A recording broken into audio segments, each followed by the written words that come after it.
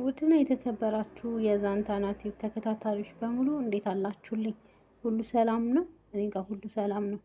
ውድ ቤተሰቦቼ አጫጭር የፍቅር ታሪኮች በሚል ርዕስ የጀመርናቸውን አጫጭር የፍቅር ታሪኮች እንቀጥላለን ማለት ነው። ዛሬ በክፍል 3 አዲስ ትረካ ይዤላችሁ መጥቻለሁ።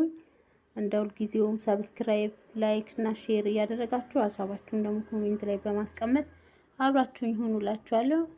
እነሆ ወደ ትረካው እንሄዳለን ማለት ነው። ሆቴል ውስጥ በጽዳትነት ተቀጥሬ ስሰራ ሰላም የምትባል የዚሁ የሆቴል አስተናጋጅን ተዋወቅኩ።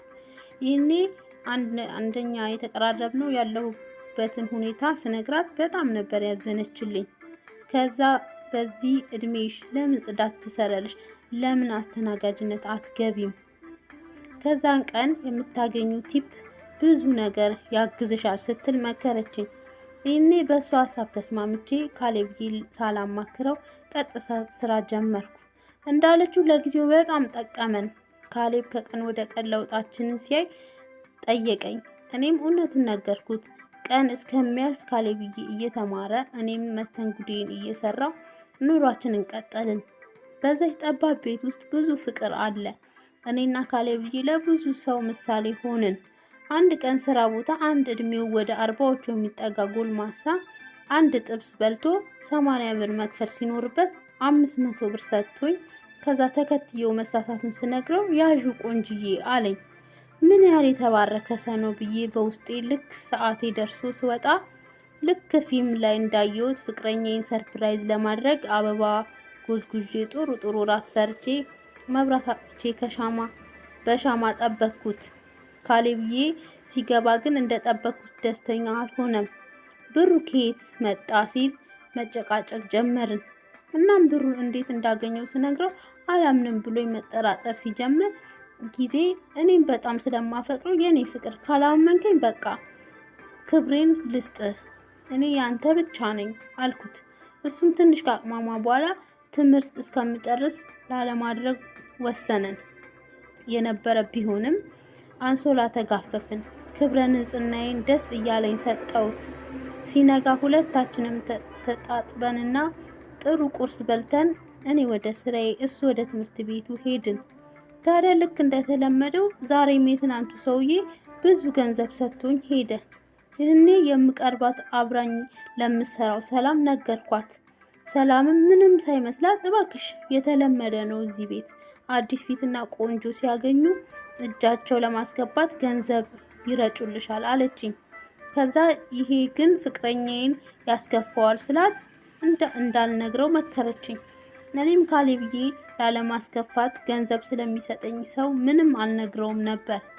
ይህ በእንዲህ እንዳለ አንድ ቀን ሰዓቴ ደርሶ ልክ ስወጣ ሰውየው በመኪና እየጠበቀኝ አገኘሁት። ከዛ ካልሸኘሁሽ ብሎ አስጨነቀኝ። ከሱ ጋር እየተሟገትኩ ሰላም መጣች። ይህኔ እባክሽ ነይ እንግባና ያደርሰን ብላ አስገባችኝ። እኔም እየቀፈፈኝ መኪና ውስጥ ገባሁ። ልክ ደርሰን ስወርድ ሰውየው ወርዶ ደህና ደሪ ብሎ ሲያቅፈኝ ካሌብ ተመለከተ። ልክ እንደ ባሌ ደንግጬ ካሌብ ብዬ ወደ ስሄድ ትቶኝ ሄደ። ካሌብዬ ከሰው ጋር ሲያይኝ በጣም ተናዶ ጥሎኝ መሄዱ ይበልጥ አስደነገጠኝ። እኔ እንኳን ከእሱ ሌላ ወንድ የማግጥበትና ስለ ክብሬ እንኳን የማስብ ሴት አይደለሁም። እናም ለምን ጠረጠረኝ? ብቻ ተከትየው ቤት ገባን። ከዛ ላረጋጋው ፈልጌ ካሌብዬ አልኩት። እሱም ብስጭቱ ሳይለቀው አትጥሪኝ አይነት አስተያየት አየኝ። እኔ መታገስ አቃተኝ። ምን ሆናል? እኔ እኮ ቤተሰቤንና ያደኩበትን ቄ ትቼ የመጣሁት አንተም ብዬ ነው። ሂጃቤን ፈትቼ ጸጉሬን እያሳየው ማንነቴን አርክሼ በማላውቀው ማህበረሰብ ውስጥ የምሰራው ለአንተ ስል ነው። ይግባህ እንጂ እኔ እኮ ያለምንም እቅድ ድንግላዬን ሊያስረከብኩ ከአንተ ውጪ ባዶ መሆኔን እንድታውቅ ነው። ለምን አትረዳኝም? ለምን ትጠረጥረኛለህ? አልኩ እንባ እየተናነቀኝ በጩኸት ተናገርኩ። ካሌብዬ ስሜቱ እንደተረበሸ ለማወቅ አይኖቹን መመልከት በቂ ነበር። ትንሽ በዝምታ ከቆየን በኋላ ካሌብዬ ይቅርታ ጠይቆ አባበለኝ። ከዛም የጀመርነውን አመት ተምሮ ቀጣይ እኔን እንደሚያስተምረኝ ቃል ገባልኝ። በእርግጥ ግን እሱ ቢማርልኝ እመርጣለሁ። ካሌብዬ ጋር ያለምንም ጥንቃቄ ወሲብ መፈጸማችንን ቀጠልንበት። በሰዓቱ ማገናዘብ አልቻልንም ነበርና ትንሽ አሞኝ ክሊኒክ ሲሄድ እርጉዝ እንደሆንኩ ነገሩኝ። የአባቴ እርግማን ወይስ የኔ እንዝላልነት? ሁለቱም መልስ ሊሆኑ ይችላሉ። ብቻ ግን ለኔ የሰማይ የተደፋብኝ ያህል ተሰማኝ። በሰዓቱ ለካሌብ መንገር አልፈለኩም፣ ምክንያቱም እንዳያጣኝ ስለሚፈራ ይወለድ ይል ነበር።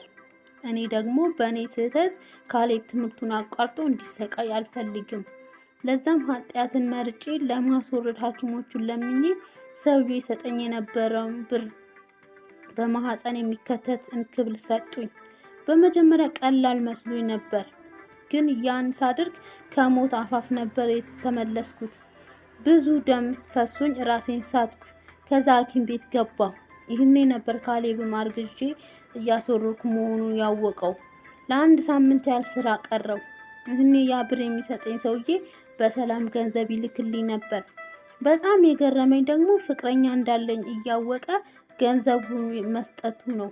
ምክንያቱም ስጠይቀው ስለምታሳዝኝ ነው ይለኛል።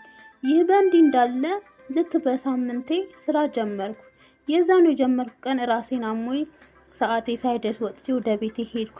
ይህን ህይወቴ ሙሉ አስቤውና ሳስበው ቀርቶ ላሰበው የማልችለው ነገር አጋጠመኝ። የካሌብዬ ከሌላ ሴት ጋር ተቃቅፎ ይሄዳል። ማመን አቃተኝ። ውድ ቤተሰቦቼ ቀጣዩን ክፍል እንግዲህ በሚቀጥለው ይዘን እመጣለሁ ማለት ነው።